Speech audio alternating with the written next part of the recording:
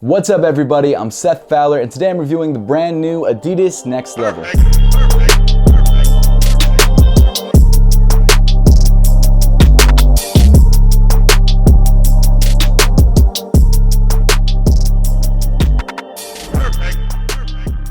The Adidas N3xtL3v3L, I guess is what they're calling it.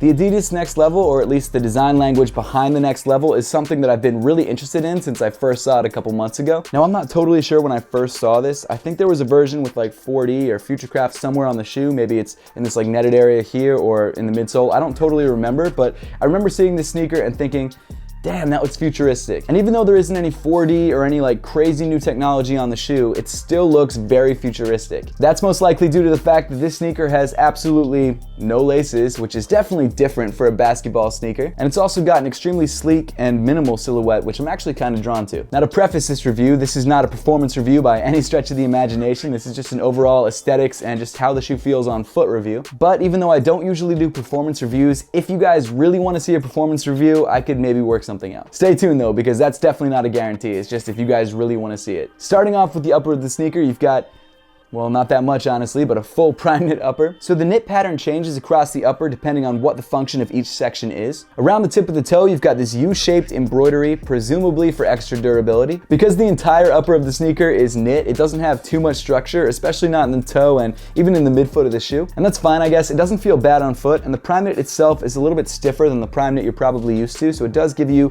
a little bit more structure than you'd expect. The actual knit itself comes in primarily black with these white underlying threads, which kind of come through as almost a dot pattern. From a distance, it just looks black or maybe some sort of shade of gray, but it's not a bad look overall. As you continue up on the sneaker, you've got this thin black rectangle where the tongue of the sneaker usually would be. This is just a slightly more stretchy area for accessibility, because if it wasn't for that, I don't know if you'd be getting your foot into this shoe. On the lateral side of the midfoot, you've got this white foam outline that pretty much acts as a midfoot cage. I actually really dig the look of this aesthetically. I think it's a nice touch and it actually ties the shoe together. It also functions as a midfoot support, which is a welcome addition. At first, I thought this bottom section was just sitting on top of the midsole, but when you really get a closer look at it, it almost looks like it's part of the midsole coming off the midsole itself and reaching up onto the upper. The foam also feels pretty similar, so that might just be what happened. On the medial side of the midfoot, instead of that sort of foam midfoot cage, you've actually got these three stripes woven into the prime knit. On the top of the tongue, you've got this black pull tab, which is attached to the prime knit on the outside, and then this neoprene booty on the inside. The tag also has this really subtle detail that says "For Game Day" printed in black onto the bottom of it. Moving inside the shoe, you've got this extremely tiny and tight ankle area. It's a bummer to get your foot into, but I'm glad it's there, because without laces,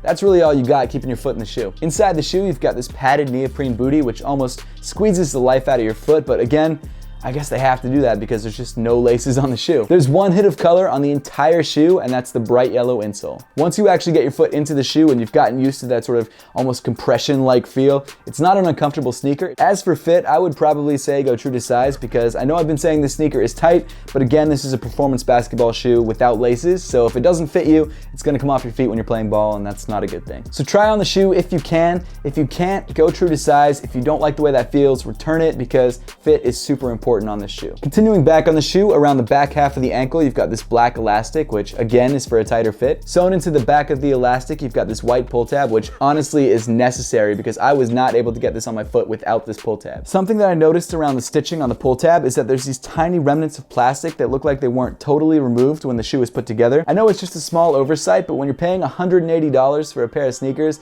it's stuff like that that really bothers me. And then rounding off the heel, you've got the numbers 11222 printed in white. I'm not sure the significance behind those. They could be the number of the shoe that I got, or even the zip code of the Brooklyn farm. I have no idea. Continuing down the sneaker, you get to this foam midsole, which Adidas is calling light strike foam. I've got to give it to Adidas. The name wasn't lying. It's definitely light. I mean, overall, the shoe is very, very light, which I guess at the end of the day is a good thing. The foam isn't anything special. It's not boost. It's not bounce. It compresses relatively easily, but it's not an incredible feel underfoot. It's also got this sort of rectangular divot pattern in it, which is neither here nor there. It's just kind of something that I noticed. So far for me on foot, it doesn't feel like a bad foam. It's just kind of meh. And then finally, moving to the bottom of the sneaker, you've got this white and black marbled herringbone outsole. Overall, the Adidas Next Level, I think, is exactly that. I think it's next level. This is a very futuristic looking shoe. I think it's probably the most futuristic looking basketball sneaker to release in a long time. It's nuts. I mean, it's a crazy shoe. The next level retails for $180 and so far was only available on adidas.com for 24 hours. I have no idea about future releases or availability. I would assume that this sneaker is probably going to re-release in this colorway and